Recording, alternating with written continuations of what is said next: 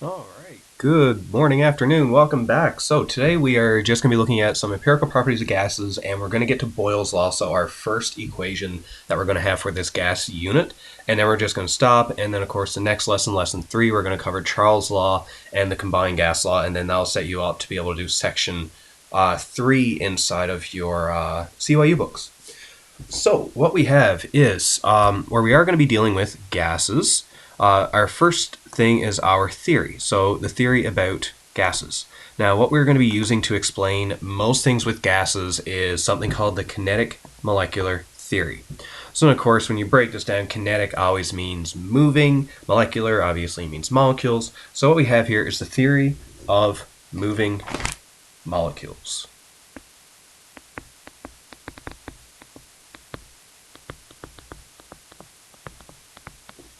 And this explains the properties of gases at ordinary temperatures and pressures. So we're not going to be dealing with anything like where we put a gas under a lot of stress and a lot of pressure and stuff like that, or seeing what happens to gases if they cool down to almost zero, like absolute zero and stuff. We're not going to deal with that. We're just going to be dealing with normal things around like room temperature, just normal temperature and pressures that we can achieve easily in a laboratory setting. So our first little thing is we have our theory about gases. So there's 3 main points here of gases that we will need to know, and this kind of helps with our whole theory of gases, and then of course explaining how they move and why they have certain properties. So first of all, we have gas molecules are in constant random motion.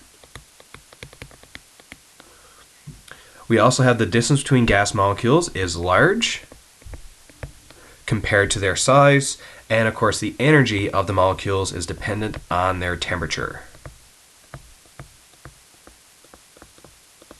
So these are kind of the 3 fundamental things that gases have in common to kind of base the kinetic molecular theory around. So what we have right here is just kinetic molecular theory and describing certain states of matter, right? So we know we have our solids, we have our liquids, and we have our gases. So if we look at kind of what here, we have gases, particles move freely and independently from one another. We have liquids, the particles are attracted to one another, and we did this in our bonding unit, so it has intermolecular forces. But they're still able to slide past each other, and that's why liquids move the way liquids do. Then, of course, solids, the particles are strongly attracted to one another, and they don't really move past each other, so they just kind of shake in place. Now, this is kind of the theory of matter that you would have had back in one of your previous science courses, like Science 8 or Science 9, or maybe even before that. So, just to kind of sum up, and of course some more images here just for you to look at, this is just define the kinetic molecular theory and how we define solids, liquids, and gases. So of course solids, we know that they're rigid, so that just means like, they're stiff, they're solid type thing. They have a fixed shape, meaning that if you have a solid and it has a shape, if you just leave it alone, it's going to stay the same. Then of course a fixed volume. So by a fixed volume, it means it cannot be squashed or it cannot be forced closer together. If you have a 5 liter or something that has a volume of 5 liters, for a solid it's going to stay 5 liters, no matter how much pressure you put it on there. Now as liquids, these are not rigid, so they're able to move around, and that's why it doesn't have a fixed shape. So liquids will always take the shape of the container you put it in, but it is a fixed volume. So that means if you have 5 liters of water, no matter what you do, you're going to have 5 liters of water. You cannot change that amount. Now, as for gases, this is why they're so unique. So they're not rigid, so they can move around easily. They do not have a fixed shape, so they're going to take the shape of the container, whatever container you put them in. But you don't have a fixed volume either, so they can be squashed. So you can exert a pressure on gas and force the molecules closer together and change the volume, or let them expand and change the volume as well. So, of course, where gases are just so unique, this is why we kind of have an entire unit on it. But there are some properties of gases that distinguish them from all other states of matter. So, solids and liquids don't have these properties. And, of course, the first one, and it's kind of mentioned up here about that whole squash thing, is gases are compressible. No other state of matter can do this. It's really gases. Now gases expand as temperature is increased. So if you want to expand a gas, you just have to increase the temperature and it will expand. Now I think gases flow very easily. Gases have very low densities compared to solids and liquids, like it is a considerable distance in their densities. And gases mix evenly and completely when placed in the same container. So all gases are, we call this word miscible. That's when they mix completely together. And gases will do this. We know liquids don't. If you mix oil and water together, well, they separate, right? Oil's on top, water's on the bottom. They're not miscible. And then, of course, solids are the same thing. You put two solids together, they're not going to mix completely. Whereas gases, it doesn't matter. You put two gases inside of one container, good luck separating them afterwards. They're just going to completely mix together. Now, and another thing that gases, or another property that they have, is an ability to exert a pressure. So what pressure is just a force per unit area. Now, we've seen a bunch of different units of measurement for pressures in the last lesson under dimensional analysis, right? We had kilopascals, we had pascals, millimeters of mercury, atmospheres, torricelli's. So these are all different units. And then, of course, well, Americans like to use PSI, or pounds per square inch. And all it is just different ways of communicating a force per unit area. Now, this force is exerted by the moving particles as they collide with the walls of the container that they're trapped in. So, of course, the harder they hit the walls of the container, the higher the pressure. If they don't hit the containers as often or with not as much force, lower pressure. All right, and something else that we just kind of need to get out of the way as well is just some standard conditions while we're working with gases. Because where gases, their volume is dependent on the temperature that they're at. So we're just going to define two different standard temperatures and pressures. So working with gases will kind of make calculations a little easier, or even dealing with them a little easier. So the first one is something called standard temperature and pressure, or STP. So this is defined as 0 degrees Celsius and 101.325 kilopascals. So these conditions are found on the back of your periodic table.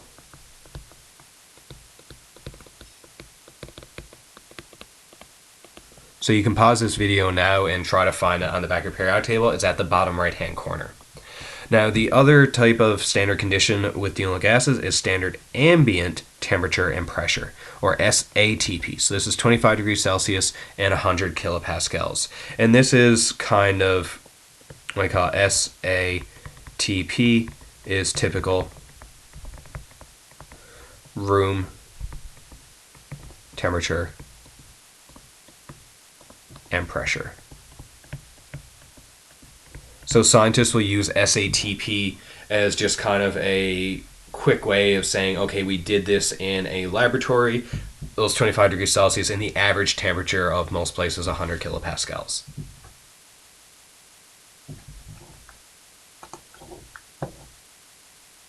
All right, so next slide. So now we're actually going to get into our first equation. So of course, what we just talked about there, the whole idea of gases, how they're a constant random motion, how they're compressible, like all this will tie in as we start looking at a lot of these formulas and the properties and the relationships. So the first relationship we're going to look at is the pressure and volume relationship. Now, the scientist who first started looking at this, of course, has his law, or his name attached to this law, or Boyle's law. So what this does, it states that the pressure as the pressure on a gas increases, the volume of the gas decreases proportionally, provided that the temperature and the amount of gas remain the same. So, our equation that we have here, we have P1V1 equals P2V2, where the 1 stands for our initial conditions, and our 2 stands for our final conditions. So we are going to be looking at a gas that is undergoing a change, specifically just the pressure and the volume. And of course, temperature and the amount of gas is going to be fixed. Now, in the examples, practical application is how a syringe works. So when we pull the plunger back, it increases the volume inside the syringe, which then decreases the pressure inside compared to the pressure outside, and this is what's going to force liquid or then other gas up into the syringe. Alright, so our first example. Now, one thing as you're doing as you're reading through a lot of these examples, please just be very cautious of the units that we're dealing with. Because in order for this equation to work, the pressure and the volume units need to match. So that means the units for P1 and P2 need to be the same. The units for V1 and V2 need to be the same. And if they're not, you have to convert before you put them in your equation. So I like to do this by actually writing out everything as it shows up in the question and then scanning the units. So let's read. So when 50 milliliters of air at 100.8 kilopascals and 25.0 degrees Celsius is compressed in a syringe to a volume of 20.0 milliliters, what is the new pressure if the temperature does not change? So normally, first thing, like when we see this, the temperature does not change, that means that we can take this 25 degrees Celsius and scratch it out. We don't really need it. The temperature is not changing, so it's not going to be affected in this equation or what we need. So we don't even really need to write it down. But all the other stuff we do. So we know, starting with, we have 50 milliliters of air. So we know our V1 is equal to 50.0 milliliters. And it's starting with the initial pressure of 100.8 kilopascals, kPa. We're compressing it to V2, which was 20.0 milliliters. And it's asking, what is the new pressure? So what is P2? So now that we have that, I do kind of just like to look and scan really quick on the units. Right, so volume, we have milliliters and we have milliliters. So I know I don't need to convert, but looking ahead as well, we can see our pressure is in kilopascals. So that means my P2, we can kind of jump ahead right now. We know it's going to be something, right? So it's going to be blank, we don't know. Sorry. So it's going to be blank, we don't know, but the units should be in kPa. And I mentioned this in the last video as well, that you have to make sure that you're writing down the units. So this is a Boyle's Law question. So we can start off by writing our equation. So P1 V1 is equal to P2 V2. Now we do need to isolate and solve for this one right here. Our P2 is our unknown, so we have to get rid of V2. So in math, this is algebra. So you have to remember, when you're trying to isolate, you do the order operation of opposites, I think they call it, or something like that. That is where you have to look at what's happening between two variables, and in order to isolate it or bring it over to the other side, we have to do the opposite of it. So right here we can see P2 and V2 are being multiplied together. So therefore, in order to get rid of V2, I have to divide, because dividing is the opposite of multiplication, divide both sides by V2. By doing this, that means V2 is going to cancel out on my right-hand side of the equation, and now it's over to the left-hand side, which is exactly what we wanted. So now our new equation, we have P2 is equal to P1 V1 all over V2. And this is our new equation to solve. So I'm going to write this up here and plug in the values. So you got P2 is equal to, our P1 was 100.8 kilopascals, and our V1 was 50.0 milliliters. All divided by, our V2 was 20.0 milliliters. P2 is equal to. Now, the good thing about this is that by writing out the values and, of course, writing out the units, we can start to see things canceling out. And this kind of goes back to dimensional analysis as well. We can tell that we have milliliters, units of milliliters up here in the numerator and milliliters down here in the denominator. It's the exact same unit, so they are going to cancel out. Or notice the unit we're left with is kPa. Now, when we plug this into our calculator, we should get, just make sure I actually have the unrounded answer.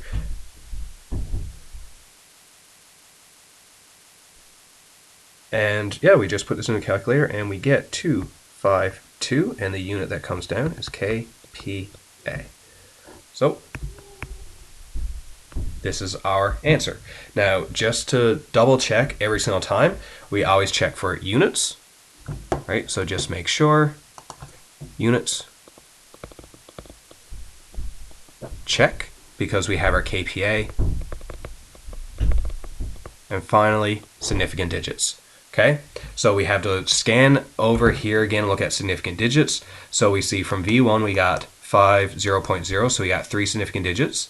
P1 we got 1, 0.8, or 4 significant digits. In V2, 2, 0.03 significant digits. So we do need to have 3 significant digits, and if we count here, 1, 2, 3, we got 3 significant digits. So our significant digits is also right. So this is our final answer. And that is using our Boyle's law.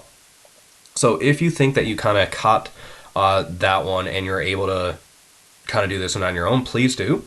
If not, I am going to go through this one exactly like the other one, and just so you can just get a little more guided sample. So if you want to try it on your own, please pause the video right now and try it, and then I'm just going to start going over everything. So for this one right here, we have a sample gas occupies at 20.0 degrees Celsius, occupies a volume of 2 liters.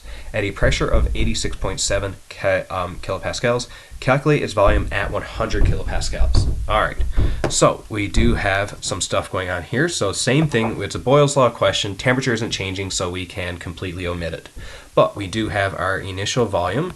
V1 is 2.0 liters. All right, now our P1, we got 86.7, it's in kilopascals.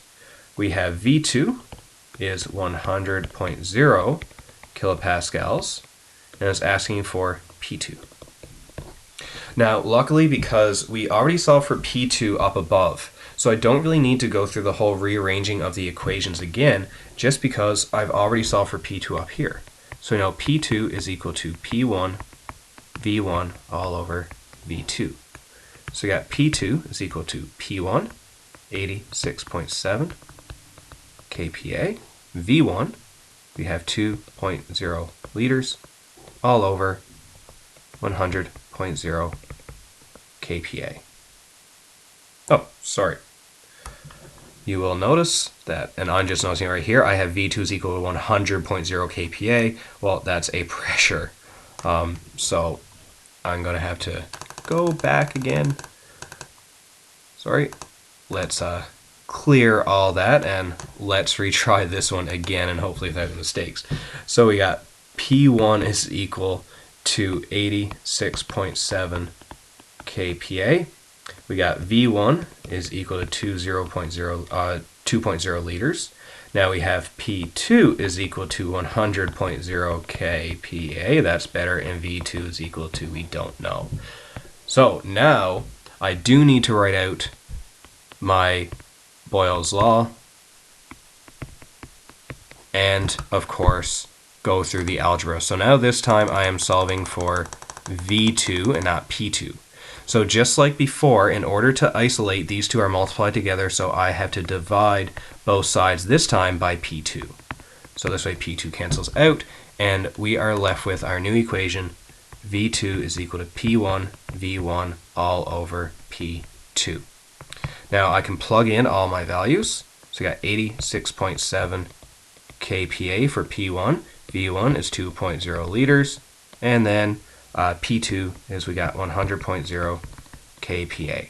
Now just like before, if you just pay attention to dimensional analysis, you will notice that kilopascals and kilopascals will cancel out, and we're going to be left our answer in liters, which is awesome because that's what we want, because we are getting a volume. Now with this one right here, when you do out our calculations, we put this in, we get 1.743 liters. And that is our answer. Now, same thing as before, you always want to make sure when you're expressing your final answer, look at have your 2 check marks for units and significant digits, just to make sure. So our units, we can see right here, liters. So I can put a check mark in that box because I have my thing with the units. Now for significant digits, you'll notice right here my answer's in 1.743. That is 4 significant digits. However, when we look at my units over here, I got 6.7, so this is 3 significant digits from P1, but we have 2.0 liters. So our lowest amount of significant digits in this example is 2 significant digits. So my final answer, I need to have in 2 significant digits as well. So that's when I just write down here 1.7 liters. And so this way I can have my final check mark of 2 significant digits, and that's our answer. Now, the next page right here, I want you guys to work on your own to try to get these here. So we have a sample gas occupies a volume of 22.4 liters at standard temperature and pressure. What volume will this occupy if the pressure is increased to 150 kPa at constant temperature? So when you do this right here, you should get V2 is equal to 15.1 liters. And finally, down here, our last one, 5. We have 5 liters of air at a pressure of 750 milliliters mercury is compressed to 1.00 liter cylinder. What is the new pressure in atmospheres? And this one is 4.93 atmospheres. So as for the workings with these here,